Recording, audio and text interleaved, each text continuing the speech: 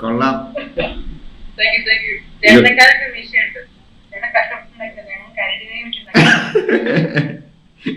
കരടിനെ വെച്ച് ഉണ്ടാക്കിയാണോ? ഇത് വാങ്ങിയതൊന്നുമല്ല, ഞങ്ങള് 2 ദിവസം കഷ്ടപ്പെട്ട് പണിതുണ്ടാക്കിയതാ. ഇതുപോലെ താടി കിട്ടോ?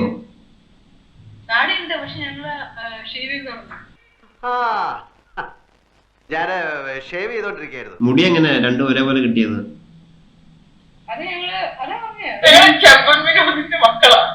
കുഞ്ഞുമോ മക്കളാ? ശരിക്കും ചെമ്പവിനാന മക്കളാ?